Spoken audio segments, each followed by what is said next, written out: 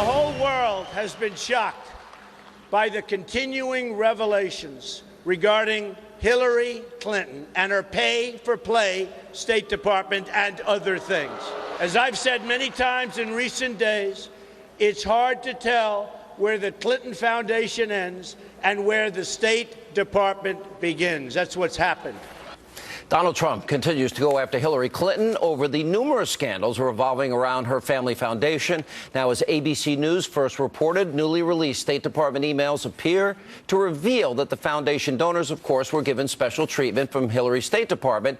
Now, 2010 emails show discussions to give foundation contributors an invitation and preferred seating to a State Department luncheon with China's former president.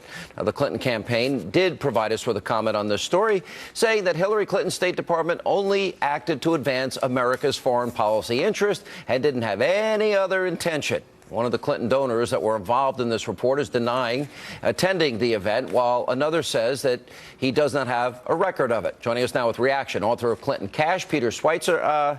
Peter, you know, between that and we've got another scandal emerging about a guy that you and I have talked about, what's his name, Chagoury, and his connection. Gilbert Chagoury, yeah. Chagoury, and his connection to the Lebanese, you know, Shiite-funded group Hezbollah, which is a terrorist organization as identified by our government. So she's got more revelations by the day. Yeah, no, that's exactly right. And what it's doing is it's further confirming what you and I talked about more than a year ago involving Gilbert Chagoury, involving pay-to-play. And that is these emails are now confirming precisely that. Look, the Clinton Foundation is playing a major role in Hillary Clinton's State Department determining which foreign officials she's meeting with, you know, who is going to have her ear or senior policymakers' ears on policy. And these are not, you know, just American corporations. These are foreign oligarchs who have their own agendas, Gilbert Chagoury being an example. Why this guy, who is connected with a movement in Lebanon that is allied with Hezbollah, that was on the national federal do not fly list in the United States, is being given access to top decision makers at the State Department by Doug Band of the Clinton Foundation is beyond me. And it's evidence of this play-to-pay corruption. But you got this guy, Doug Band, who works for the Clinton Foundation. While Hillary's Secretary of State, he makes the entree to Uma Abedin, Cheryl Mills, and it seems that every time he does, that the connection is made for the people that gave money. Over half the meetings she had with private citizens are people that donated or pledged to donate. Well, that sounds like she's selling out her office. And often is the case, like the guy that got the forestry rights in Colombia, you give to the foundation, you get access to Hillary, you get meetings with people that can help make you more money. And I assume more gets kicked back to the foundation. That's right. I mean, we know now on at least 3 continents that was the case, that the Clintons helped Clinton Foundation donors procure lucrative deals from foreign governments using her purchase as Secretary of State as a sweetener. And then those entities, after they made their money, made large donations to the Clinton Foundation. Look, these meetings, we're not talking about donors that are giving $25, $2,500, or even $25,000 to the Clinton Foundation. We're talking about $500,000, $1 million, multi-million-dollar donors to the Clinton Foundation. It's pay to play, and everybody in Washington knows. Chagoury, though, I mean, there's a 2013. This is a guy that couldn't get a visa to get into the country because of his connection to a terrorist group called Hezbollah. Now, add to that, Uma Abedin's mother, who I guess edited this book that, you know, endorses stoning and lashing of adulterers and the killing of apostates and sexual submissiveness for women, whether they want to or not, and even genital mutilation of women. Well, Uma got her mother and Hillary to go to a place in Saudi Arabia, a girls' school in Jeddah, Saudi Arabia, and Hillary Clinton says, oh, we got to stop as Americans stereotyping Saudi women as oppressed. Well, they're told how to dress. They can't drive. They can't leave the country. They're told if they can go to school or work. And she's saying we've got to stop oppressing them. Why? Because she wants more money to the foundation? Yeah, I mean, you know, Sean, look, money can buy you lots of things. It can buy you access. It can buy you favors. It can also buy you silence. And if you are movements around the world that can be legitimately criticized for the oppression of women. So the Saudis bought her silence. Is that a fair statement? Because if she's saying we've got to stop this myth that Saudi women are oppressed, that's just a lie. Well, it's not only a lie, it's completely out of character with anything else Hillary Clinton has ever said about women's rights in the third world. And money bought that, didn't it? I think it likely. did. I think it did. I believe it did, too. There's no other way to explain it. There's no other way to explain it in my eyes. All right, Peter. Thank you, as always, here with Reaction. 2016 GOP presidential candidate Dr. Ben Carson. Dr. Carson, let me play for you Donna Brazil. Poor Donna, struggling to defend this foundation issue. I felt bad for her. Watch this. The way I look at it, I've been a government official.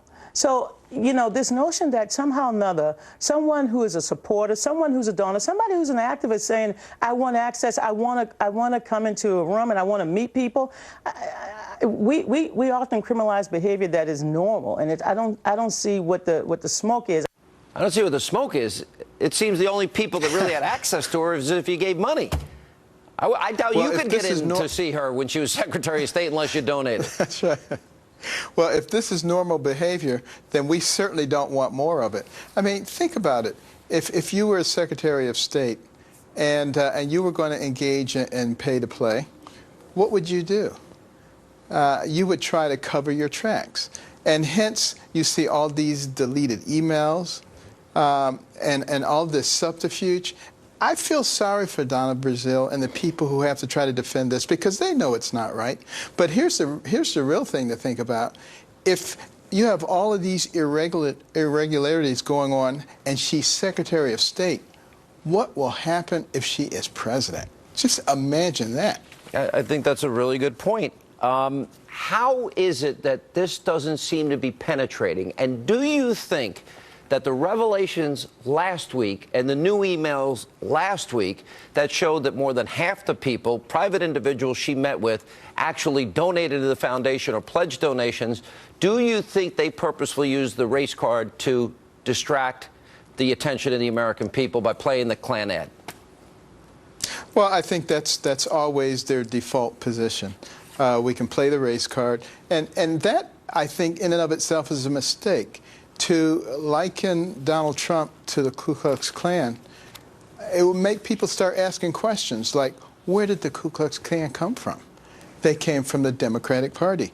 Who was the party of slavery? It was the Democratic Party. Jim Crow, the Democratic Party. Segregation, Democratic Party.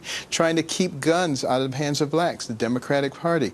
Who resisted the passage of civil rights movement? The Democratic Party. Voting rights, the Democratic Party. There's only one person in this race that actually praised a former Klansman as her mentor, and that was Hillary.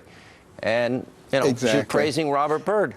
Do you think that Donald Trump is now going to go back to Detroit, and he's been in Milwaukee, and he's now given 3 specific speeches targeting black Americans and saying to them, hey, you're not better off as black Americans under Obama and Hillary's policies, but I will make more opportunity for you and put Americans first. Do you think that message is going to resonate in the black community and increase the percentage of the black vote for the Republican Party? I think it will. Of course, the Democrats are alarmed, and they're going to attack him vociferously. Why? Because this is their sacred cow, and they don't want that group of voters disturbed. But the fact of the matter is, you know, African Americans are smart just like everybody else, and they will open their eyes, and they will recognize. But the race card is played every election season, every single time. Does it work? And if it didn't work, why are they playing it again? Well, it does work for people who basically don't spend a lot of time analyzing the situation for themselves and saying, are we actually better off? What is happening with our employment, with our out-of-wedlock births, with our families, with our education? But a lot of people are starting to ask those questions. I think Donald Trump is causing them to ask those questions. He's talking about it in all kinds of environments, and then he's going to bring it actually to the black community. And I think there'll be a lot of people with their ears open, ready to hear what he has to say and evaluate it in an objective fashion. And I think think it will have a difference. All right, Dr. Carson, always good to see you. Thanks for being with us. And coming up. All right, you too, Sean. Why was Hillary Clinton back in 2010 speaking alongside Uma Abedin's controversial mother about the need for people to go beyond, quote, the stereotypes, the mischaracterization of women in Saudi Arabia? Really? I think it's actually fairly accurate. Coming up next, we will reveal what life is really like for women in that country. Jay Sekulow, Doug Shum, Denise Borelli weigh in next. Also tonight, Hillary Clinton continues to play the race card against Donald Trump, while the GOP nominee is making a huge outreach to the black community. Sheriff David Clark, Larry Elder weigh in tonight and more straight ahead.